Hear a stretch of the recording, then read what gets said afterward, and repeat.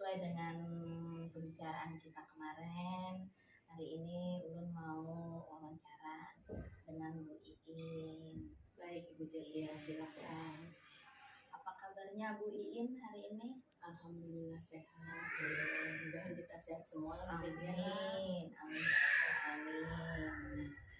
Sebelumnya saya terima kasih atas waktunya Bu Iin meluangkan waktu untuk saya wawancara. Wawancara ini saya lakukan untuk memenuhi tugas demonstrasi kontekstual modul 3.1 tentang pengambilan keputusan berbasis nilai-nilai kebajikan universal sebagai pemimpin. Nah, tentunya Bu In sebagai kepala sekolah, pemimpin sekolah ini tentu banyak pengalaman ya, terus tentunya juga kadang-kadang menemukan kasus atau masalah-masalah ya, tinggi.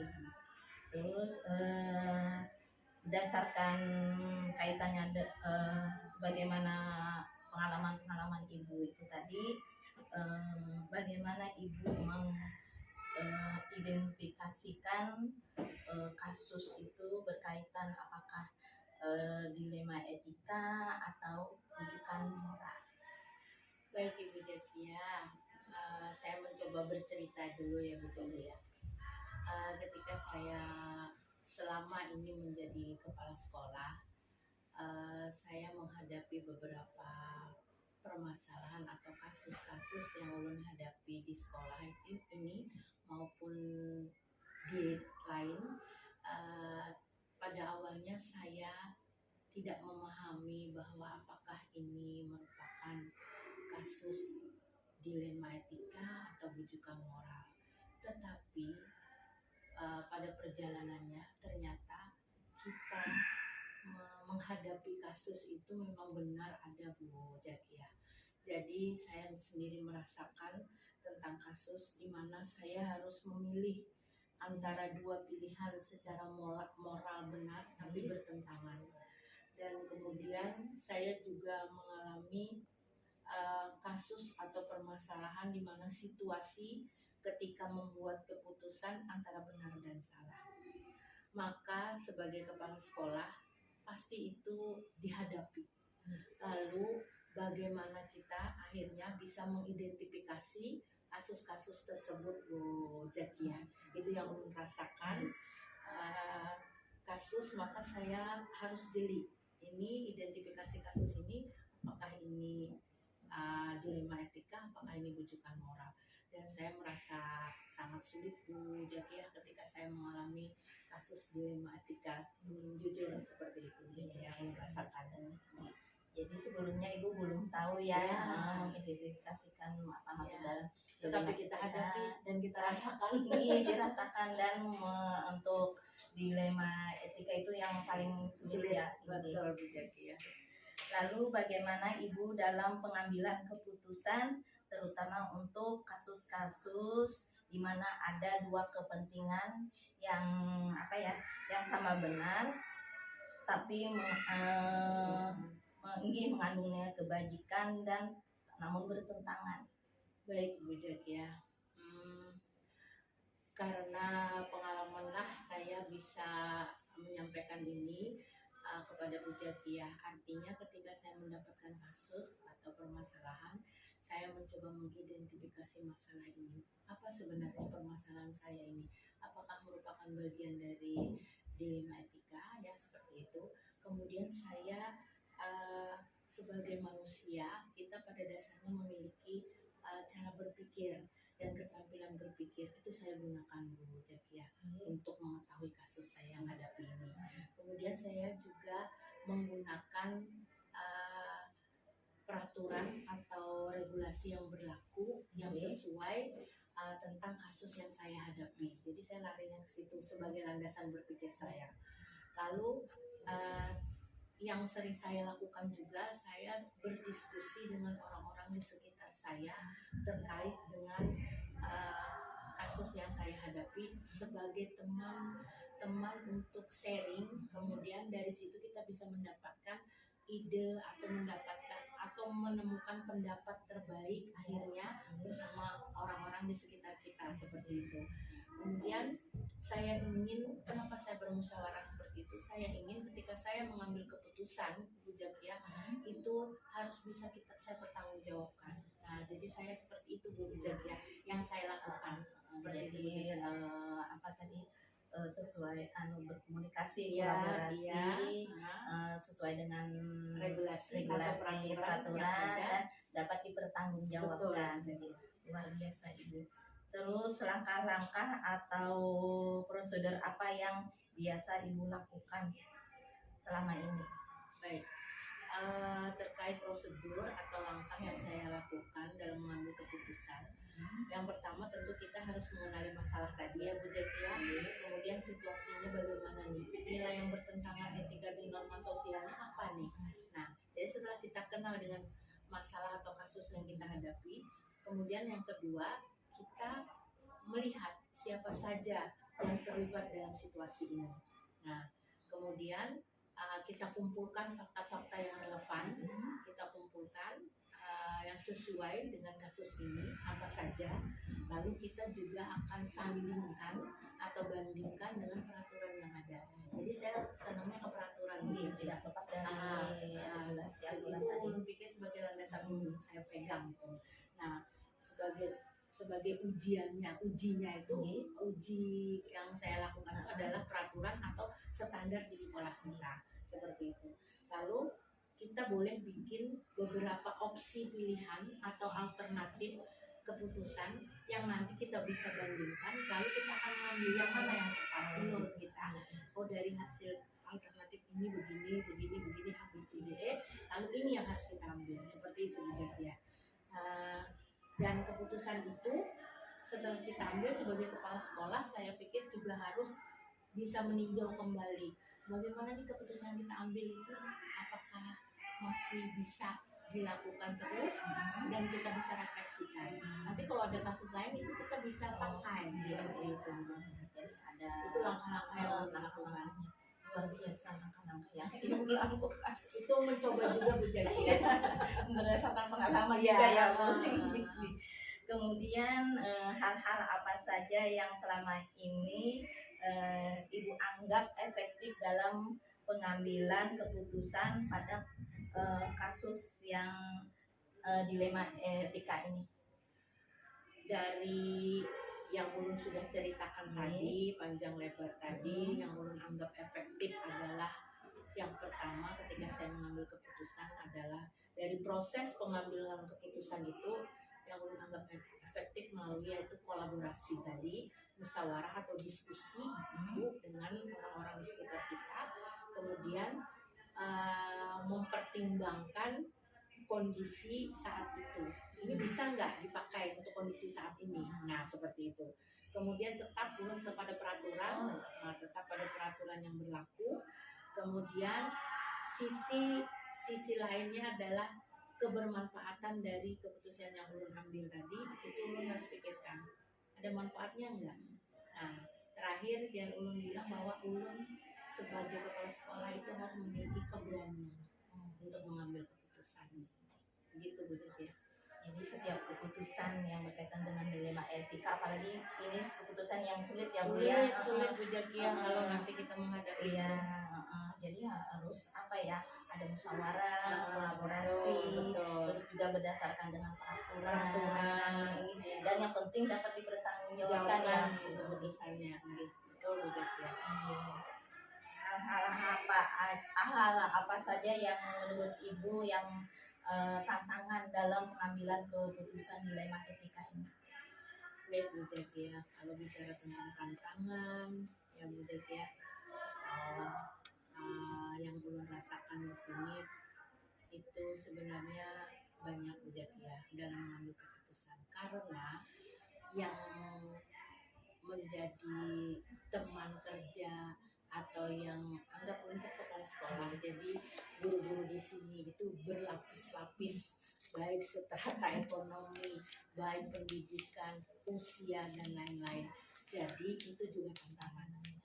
Banyak perbedaan yang ditinjau dari segala sudut. Kemudian cara berpikir ulun, paradigma yang ulun rasakan itu, saya ingin mengambil keputusan, tetapi ada ada sedikit perlawanan di dalam batin saya sendiri. Di satu sisi ingin keadilan, tapi di sisi lain saya ada melawan rasa kasihan kepada seseorang.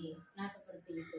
Di sisi lain ulun ingin jujur, tapi di satu sisi lagi ulun ingin bahwa ini kalau ulun katakan bagaimana, apakah menyakitkan orang lain, dan seperti itu. Ada juga ulun berpikir tentang waktu. Ini baik nggak buat jangka waktu pendek dan jangka waktu panjang. Nah itu juga jadi paradigma berpikir saya, jadi tantangan lain buat saya ketika ingin mengambil keputusan. Itu jadi yang ulun rasakan. Jadi tantangan tentu luar biasa ya, apalagi menghadapi yang di bawah pimpinan banyak misalkan guru dan tempat kita sekitar 45-an semuanya tantangan yang memiliki tersendiri itu. Jadi harus menghadapi masing-masing karakter, perbedaan pendidikan. Nah itu jadi yang tantangan berat jadi orangnya banyak gitu, paradigma yang berpikir, terus antara yang keadilan, terus rasa kasihan juga luar biasa. Itu sesuatu yang tantangan yang luar biasa ya. Itu yang terjadi dan merasakan apabila misalkan ibu mempunyai jadwal dalam pengambilan keputusan, atau apabila ada kasus masalah, ibu langsung menyelesaikan pada saat itu.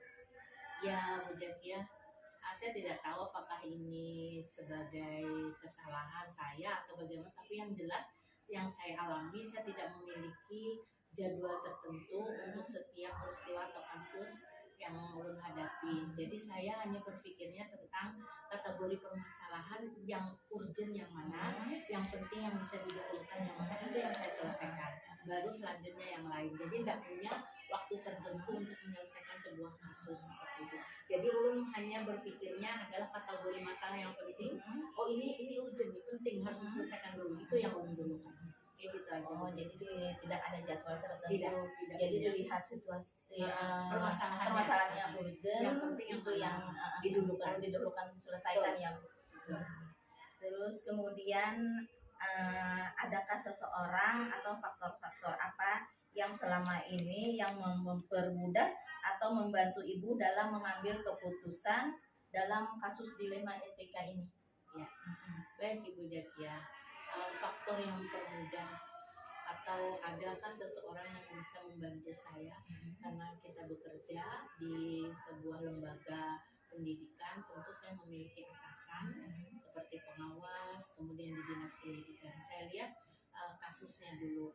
Ini kalau saya perlu bantuan untuk mengambil keputusan ini, saran dari atasan, saya mungkin bisa kepada pengawas terlebih dahulu atau nanti ke dinas pendidikan seperti itu, di bidang apa yang sesuai dengan kasus. Jadi saya bisa ke situ. Kemudian kalau faktor lain tadi yang juga mempermudah saya dalam mengambil keputusan itu adalah saya ketika ingin mengambil keputusan berpikir apakah saya melakukan ini demi kebaikan orang banyak atau tidak.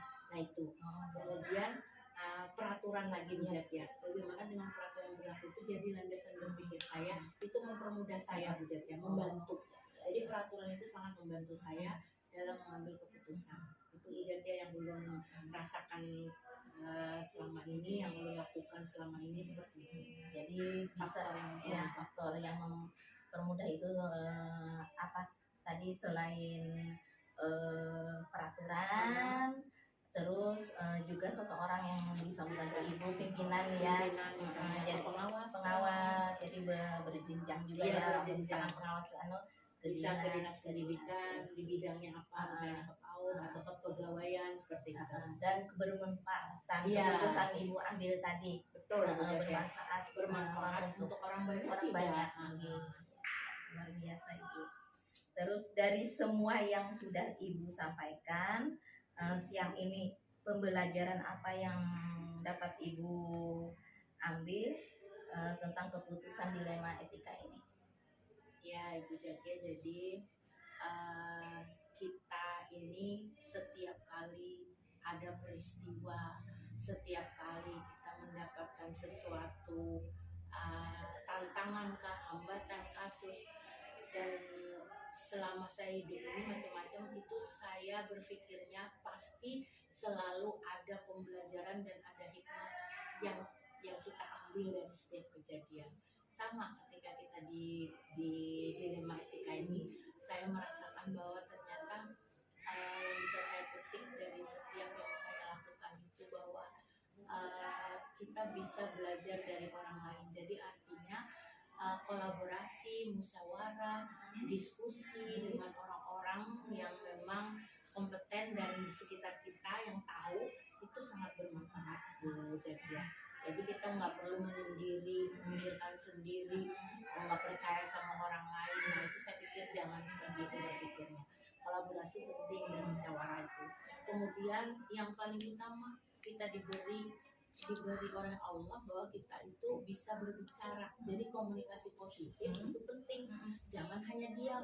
Nah jadi lakukanlah komunikasi tapi yang baik, yang terbuka, sehingga apa yang kita hadapi itu insya Allah mudah. Nah seperti itu. Kemudian selalu ulun bilang bahwa kita selalu belajar memahami, kemudian melaksanakan apa saja regulasi dan peraturan terkait yang ada, itu jadikan landasan. Jadi kita nggak usah lari dari peraturan, karena kita udah punya payung, Bu Zakia. Nah itu dijadikan landasan kita seperti itu. Kemudian Bu Zakia, saya juga selalu berpesan bahwa dalam mengambil keputusan kita harus memiliki sikap tanggung jawab. Nah, usahakan keputusan kita itu untuk nilai kebajikan yang universal untuk semua. Jangan sampai kalau kita membuat keputusan itu berpihak pada seseorang. Nah, itu yang ulun usahakan. Walaupun kadang gagal, ayo kita coba lagi seperti itu. Itulah yang jadi tantangan sekaligus yang saya inginkan. Seperti itu Bu Zakia. Luar biasa Ibu wawancara kita hari ini, subhanallah. Jadi banyak sekali kebermanfaatan ulun untuk ulun. Wawancara dengan Ibu, selain menjalankan tugas, ternyata saya dapat ilmu. Seandainya nanti saya sebagai pimpinan, mungkin pimpinan apa ya, itulah dalam terus saya bisa jadi acuan untuk saya. Insya Allah Ibu Zakia, ulun selalu mendoakan siapa saja yang ada di TK Negeri Idaman yang mengikuti CGP, mudah-mudahan apa saja yang dilakukan tugas-tugasnya pasti bermanfaat dan pasti nanti bisa menjadi kepala sekolah juga. Entah itu kapan waktunya kita tidak tahu, yang penting kita belajar dulu dari pengalaman-pengalaman ini. Nah, ulun berharap bahwa selain ini tugas, tapi ini nanti bisa diimplementasikan ketika kita benar-benar menjadi seorang pemimpin. Seperti itu Bu Zakia, semangat terus belajar. Semangat. Terima kasih Bu In atas waktunya dan wawancara hari ini. Sehat selalu untuk dia memimpin kami. Permisi Bu In. Assalamualaikum. Waalaikumsalam.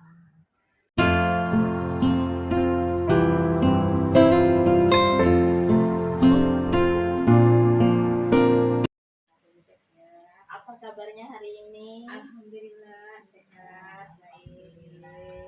Mohon maaf belum mengganggu waktu Ibu, aktivitas kesibukan Ibu. Sesuai dengan omongan kita kemarin tentang jadwal wawancara, hari ini mau mengadakan wawancara dengan Bu Mega untuk memenuhi tugas pada demonstrasi kontekstual modul 3.1 tentang pengambilan keputusan berbasis nilai-nilai kebajikan sebagai pemimpin. Tentang itu tadi berkaitan dengan apa tugas itu tadi tentang pengambilan keputusan. Di sini ada kasus-kasus yang berkaitan dengan mana dilema etika dan mana rujukan moral. Nah, Terus bagaimana Ibu Mega mengidentifikasikan bahwa kasus itu apakah termasuk dilema etika atau bujukan moral? Oke. Terima kasih Bu Jadia. Oke. Selama ini, selama saya menjabat diberi amanat jadi kepala sekolah, memang baru ini ya dengar dilema etika. Nah, ini tapi ternyata di dunia nyatanya dilakukan. Iya. Kita mengalami. Nah, dilema etika tadi sama-sama benar ya. Iya. Nah, memang itu namanya atau kita mengidentifikasi itu memang agak sulit. Tapi memang harus kita mengetahui gimana permasalahan kita ini bersama guru. Nah, jadi menurut Ibu Mega bahwa dilema etika itu memang sulit ya untuk mengambil keputusan. Nah, ini terus lalu bagaimana Ibu dalam pengambilan keputusan terutama untuk kasus-kasus yang ada kepentingan yang sama-sama benar. Nah, atau ada nilai-nilai kebajikan. Jadi kasus itu sama-sama benar, ada kepentingan sama-sama. Terus bagaimana Ibu caranya pengambilan keputusan itu? Selama ini yang kami alami di sekolah, tidak ya, ini permasalahan itu pasti ada. Kami terkadang ngambil rembuk bersama dulu. Rembuk bersama dari keputusannya, dan juga bisa ngambil dengan berdua, dengan panggil orangnya, kita baru sharing apa sih permasalahan yang dihadapi dan kita cari solusinya. Jadi berembuk dulu bersama, istilahnya kolaborasi ya. Terus kalau bisa juga dilakukan dengan berdua yang bersama. Terus langkah-langkah atau prosedur apa yang biasa Ibu lakukan selama ini untuk pengambilan keputusan dilema etika itu tadi, langkah-langkahnya dalam pengambilan keputusan itu? Langkah-langkahnya yang pertama tadi kita rembuk bersama. Kita mendengar untuk pendapat guru yang lain. Gimana kita menyelesaikan permasalahan ini sekira kedepannya tidak terulang lagi dan lebih baik lagi. Kalau kita yang berdua, kita berdua aja, nah itu kita dengarkan dulu apa sih permasalahan guru itu. Nah terus kita arahkan sebaiknya seperti apa penyelesaian permasalahan gurunya itu. Luar biasa ya langkah Ibu, jadi berusaha dengan orang banyak dulu, dicarikan solusinya, terus misalkan berdua diberikan arahan atau usulan apa gitu ya. Terus kemudian hal-hal apa saja yang selama ini Ibu anggap efektif dalam pengambilan keputusan dilema etika ini? Yang paling efektif antara dua itu kira-kira apa yang paling efektif? Yang efektif itu karena kita permasalahan satu lingkup, satu tim namanya ini ya, kita satu tim, satu keluarga. Nah itu lebih baik kita permasalahan ini kita rembukan. Sekira yang lain bisa mendengar, yang lain jangan ikut mengulangi juga. Sekira ibarat kita terbuka lah, anggap ini kekeluargaan. Tidak ada lagi yang merasa tidak enak. Memang kita yang namanya kita satu tim itu pasti ada permasalahan, tidak bisa dihindarkan itu. Jadi menurut Ibu yang lebih efektif yang bersama itu ya. Jadi karena satu keluarga, jadi semua saling biar kalau ada seperti itu tidak dilakukan juga ya. Terus hal-hal apa saja yang selama ini menjadi tantangan Ibu dalam pengambilan keputusan itu tadi berkaitan dengan dilema etika ini tadi? Hal-halnya yang tantangan itu ya terkadang tantangan itu memang ada ya. Kita pertama kita rembukan dulu tantangannya. Terkadang rembukan itu tidak dapat menyelesaikan langsung keluar ke solusi, pasti harus ada yang ini ya deh. Kita beri tengah lah, gimana kita yang lebih baiknya solusinya. Terkadang itulah tantangan kita, gimana caranya kita tidak memihak ke sebelah sana dan tidak memihak lagi ke sebelah sini. Nah, itu terasa tantangan yang harus memang kita harus berlapang dada ya. Iya, memberi masukan, mendengarkan masukan guru-guru juga. Nah, ya itu berarti memang dilema banget ya, iya. Dari dua pilihan itu. Terus apakah ibu mempunyai jadwal sendiri dalam pengambilan keputusan, misalkan menemukan kasus ibu dijadwalkan akhir bulan, atau ibu menemukan ada kasus langsung diselesaikan di tempat itu? Memang kami di sekolah kami ini ada, memang setiap akhir bulan itu kami ada rapat lah, kumpul walaupun sebentar, evaluasi lah ya. Dalam 1 bulan apa sih kendala kita selama 1 bulan ini. Tidak memungkinkan juga kalau misalnya kejadian kita itu emergency, mendesak yang harus tidak bisa kita tunggu sampai akhir bulan. Bisa di hari itu juga kita selesaikan. Habis pulang anak kita rapat sebentar, kita selesaikan. Gitu. Jadi ada jadwal juga, ada juga kalau kasusnya emergensi diselesaikan secepatnya. Terus kemudian apakah ada seseorang atau faktor yang membantu ibu dalam pengambilan keputusan? Ya, kalau mengambil keputusan itu memang harus ada ya. Kita tidak bisa mengambil keputusan sendiri. Terkadang kita terkadang minta pendapat sama yayasan, karena kita punya itu orang tua kita lah, untuk memudahkan kita menyelesaikan masalah. Jadi ada yang bisa minta bantuan, yang membantu ibu untuk mengambil keputusan, yang tadi yayasan tadi sebagai pimpinan. Ini yang ada karena sekolah di bawah yayasan. Terus dari semua yang sudah ibu sampaikan tadi, pembelajaran apa yang dapat ibu ambil dari omongan ibu tadi tentang pengambilan keputusan? Pelajaran itu banyak ya. Salah satunya kita harus bisa memahami karakter setiap guru. Karena karakter setiap guru itu beda-beda. Kita harus gimana cara menyelesaikan, kalau karakternya seperti ini gimana.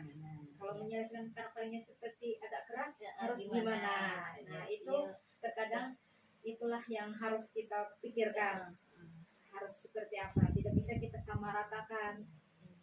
Jadi pembelajaran ibunya, jadi ibu jadi lebih tahu karakter seseorang, terus teknik menanganinya lebih tahu ya, lebih bisa gimana beda-beda ya.